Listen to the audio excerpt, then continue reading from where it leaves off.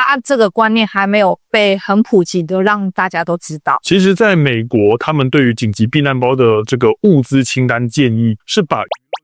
放在必备项目里面。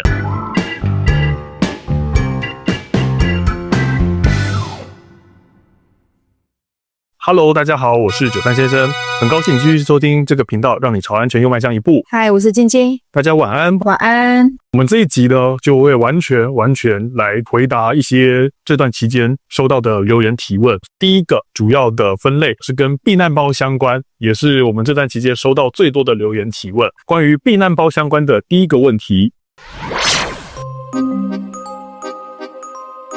我们只是挑了几个最先提这个问题的人，实际上呢，这个问题提出来的人多的是。因为这个是从我们在拍紧急避难包要准备哪些东西的一个短影片里面，但其实总共快50则留言，有1/3都是在讲说我们准备的东西太多了。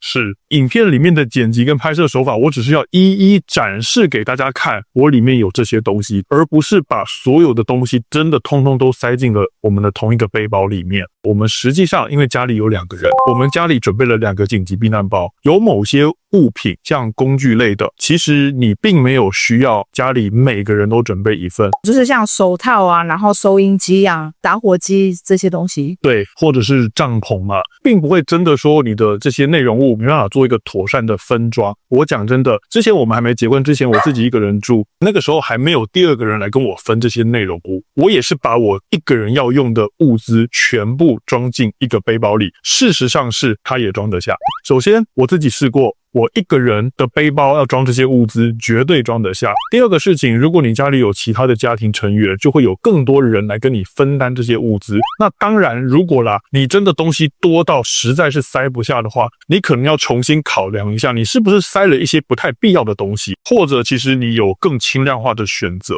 而你却选错了东西。那接下来呢，我们看下一个关于避难包的提问。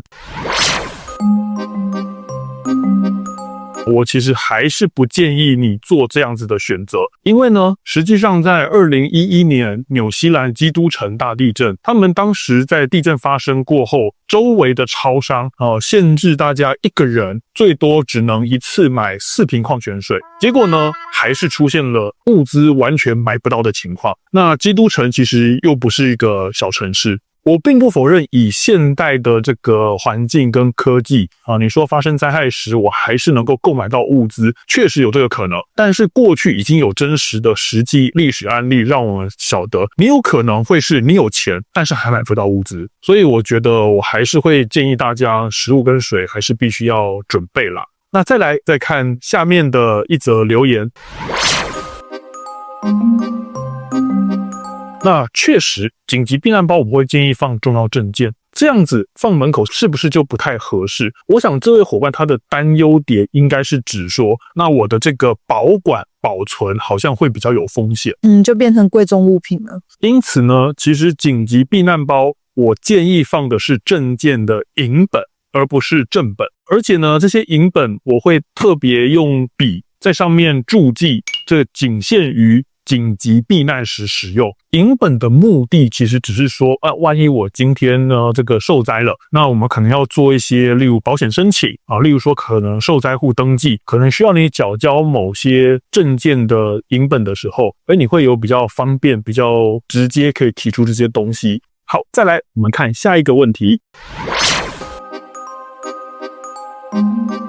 我们也有准备啦，但是我们是准备在每天携带的包里，所以就没有另外再放衣服在紧急避难包。是的，紧急避难包它比较像是我要临时离开住家进行避难时要带的东西，所以我觉得这2个是不太一样的使用用意。这些防身物品我们也认为它重要，但我认为它的适用时机应该是每天携带。那接下来呢，我们看下一个关于避难包的提问。我觉得其实你之前一直在讲心理健康这件事情，它这个观念还没有被很普及的让大家都知道。这个就只是单纯的观念还没跟上现代。其实在美国，他们对于紧急避难包的这个物资清单建议是把娱乐用品放在必备项目里面。再来紧急避难包的下一个提问。我们在跟大家介绍我曾经用避难包去学校露营的那个影片里面，其实底下后来冒出很多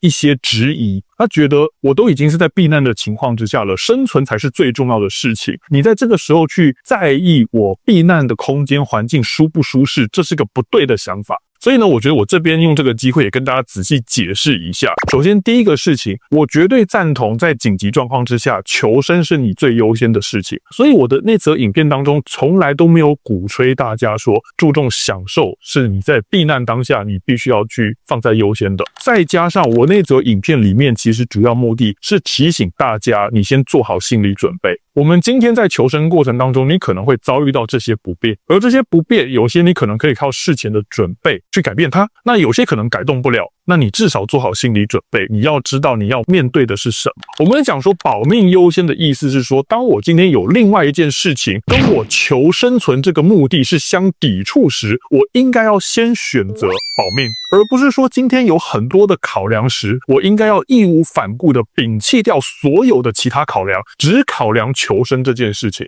这反而是一个很错误的解读。再来也要提醒各位一件事情，当你今天求生的目的跟你要让它更舒适的目的没有互相抵触时，其实你适度的去增加自己的舒适程度，你也会对于你的求生的这个过程容忍度变得更高。所以呢，适度的让自己好过一点，也是在增加自己避难时的生存能力。我知道有一些状况真的很极端，我们可能做了某些准备都是无用的，但是如果你今天有做足准备，可能3级的灾害、4级的灾害，你都还是能够轻轻松松的面对它。你不要说我今天什么都不准备，你就必须在最轻微的情况下开始做一些很严重的牺牲。但是我还是要回过头来再次跟大家强调了，我不是告诉大家享乐比求生重要，而是当两者没有抵触时，你同时追求两者，这是理所当然的事情。那我想呢，我们本来是打算呢要把这2个礼拜累积的这个提问通通给回答完，但是就我发现呢，